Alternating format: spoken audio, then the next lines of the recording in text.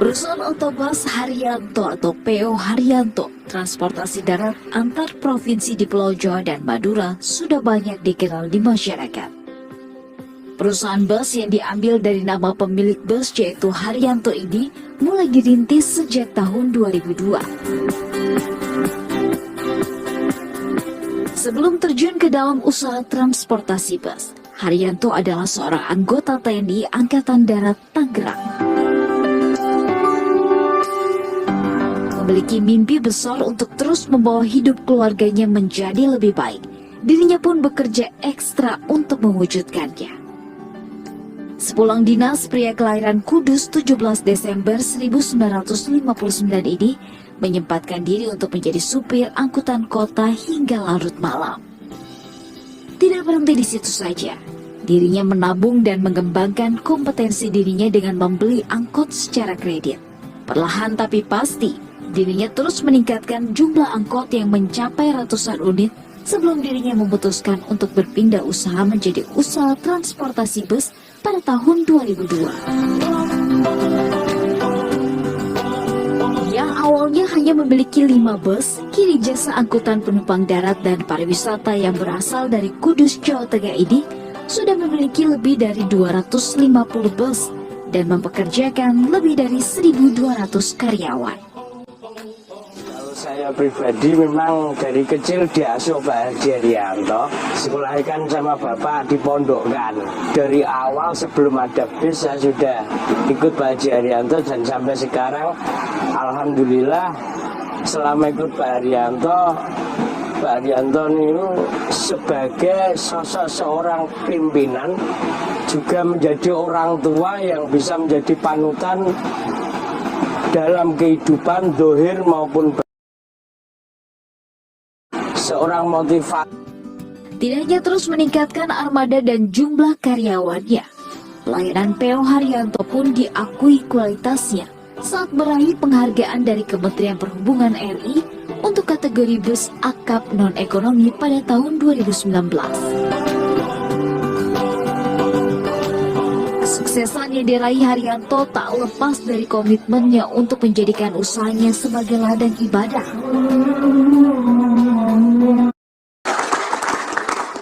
Berapa banyak tuh armadanya? Insya Allah ada 250-an.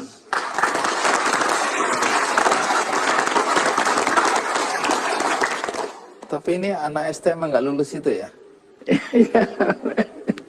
Punya bus 250 sekarang. Jadi kesimpulannya jangan lulus STM supaya bisa jadi pengusaha sukses gitu. Enggak gitu. Jangan. Ini jangan-jangan anak bilang, oh begitu ya, begitu ya. Bukan. Gitu.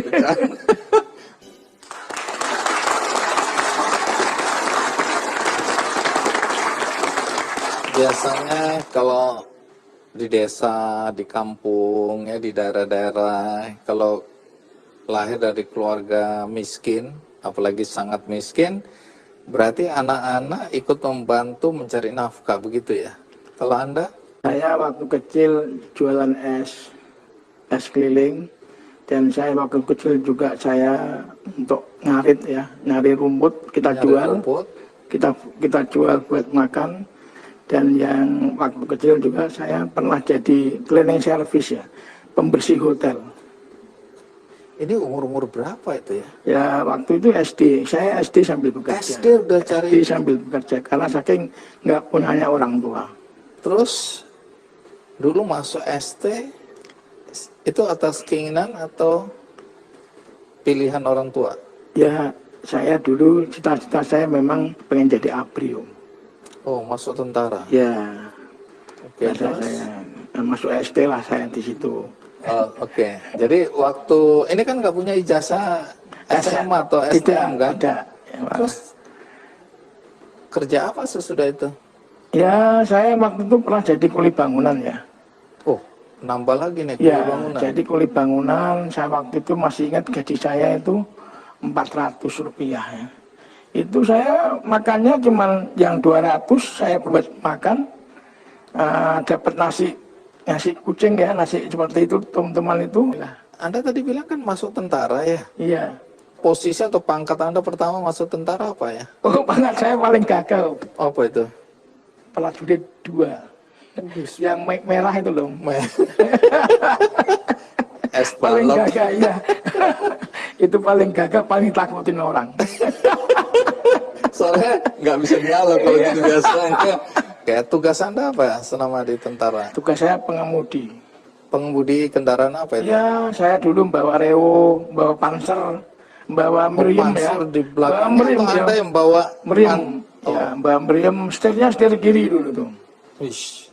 Itu berapa lama jadi tentara ya? Saya 20 tahun ya, pensiun purnawirawan, ngajukan purnawirawan, alhamdulillah disetujui, saat itu baru kita banting setir. Tunggu. Ini kan setelah itu Anda menikah ya? Iya. Kehidupan Anda dengan istri bagaimana dengan kondisi ekonomi waktu itu? Nah, disitulah saya mau nggak mau harus berpikir ke depan, bagaimana cara kita harus bisa menghidupi keluarga. Ini dari batalion jam 2 selesai apel, saya istirahat sebentar, saya nyari sampingan, Sebagai sampai angkot, ya sampai malam. untuk nyari tambahan. Tambahan, karena waktu itu tentara gajinya masih 18.000 ya, tahun 80. Berapa lama Anda hidup seperti itu? Saya lama, cukup lama Om. Udah punya rumah loh? Belum, saya masih ngontrak. Baik. Tentu kita semua penasaran nih. Ya, STM nggak lulus, masuk tentara pangkatnya keren banget tadi. Gaji 18.000, nyambi jadi supir angkot, masih tinggal di kontrakan, udah menikah, tapi sekarang jadi pengusaha PO Haryanto dengan armada 250 bus. Saya iseng-iseng aja, saya googling gitu, saya ketik 10 besar perusahaan otobus di Indonesia. Ternyata PO Haryanto masuk 10 besar. Nah, sekarang ceritakan bagaimana sampai kemudian Anda bisa jadi pengusaha bus. Ini kan purnawirawan tentara. Hidupnya ya maaf ya, bukan tentaranya, tapi keadaan ekonomi sulit. Tiba-tiba, bukan tiba-tiba sih ya, sekarang ini kita lihat Anda jadi pengusaha sukses. Dari mana asal mulanya dulu? Jadi gini Om, saya prajurit 2, saya nyopir, prajurit 1, saya nikah dengan istri. Disitulah saya memboyong anak saya. Setelah saya punya anak 1, saya boyong 2, saya harus bisa memberikan kehidupan yang terbaik. Maaf, ini dari Kudus kemana nih? Ke Tangerang. Oh, Tangerang. Iya. Oke, terus? Boyong. Disitulah nggak ada tempat ini, saya akhirnya ngontrak. Yang tak kontrak itu dulu malah bekas kandang ayam. Malah satu petak saya kontrak, hanya pas saya punya harta, satu-satunya harta itu dulu jam dinding. Jam dinding itu saya lihat waktu. Nah, disitulah akhirnya saya harus mengatur waktu mungkin ya. Saya pulang dinas, saya bekerja, nyopir. Saya dapat uang 10.000, saya kumpulin. Masukin kotak, tiap kumpulin. Akhirnya saya bisa terkumpul, kurang lebih itu saya ada uang 750. Saya beliin angkot kredit. Disitulah mulai berkembang. Lunas saya beli lagi, utang lagi. Ya, akhirnya berkembang. Saya sampai punya angkot itu kalau nggak salah hampir ratusan. Ini dimulai dari angkot ya? Iya. Terus? Mulai kita akhirnya usaha saya melihat prospek angkutan kota ini ke depan akan sulit karena adanya Gojek. Di situ saya berpikir ke depan. Ini kalau nggak tak banting setir, saya akan berhenti usaha saya. Disitulah angkot sebelum ini kita jualin semua. Kita nekat, kita main bis. Jadi saya beli bis itu 5 itu utangan. Ya di situ jatuh bangun. Akhirnya 2004 saya bangun lagi, membuat bis yang eksekutif. 2007 2007 terjadi gejolak BBM naik, kolab. Oh, jatuh lagi nih. Kolab jatuh lagi. Tapi kita nggak semudah itu kita menyerah. Alhamdulillah selesai itu kita bisa bangkit. Sampai sekarang kita punya SPBU, punya rumah makan ada 3. Yang kemarin saya bangun di Solo juga, alhamdulillah di situ ternyata rumah makan ini hasilnya bukan hanya rumah makan aja, dari orang-orang toilet itu juga hasilnya lumayan loh. Hasil toilet itu bisa buat biaya gaji karyawan itu. Wis, mantap. Termasuk saya itu yang masukin itu. Iya. Alhamdulillah, jadi di situ kita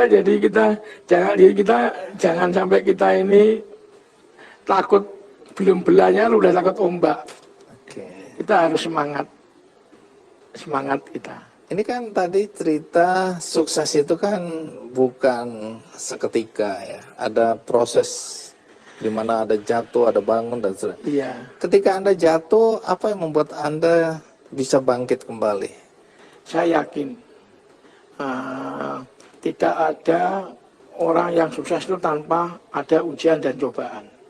Maaf, ada di agama kita bahwa orang yang tawakal kepada aku kata Allah, sesulit apapun aku urusannya. Oke. Itu yang membuat saya yakin dan yakin.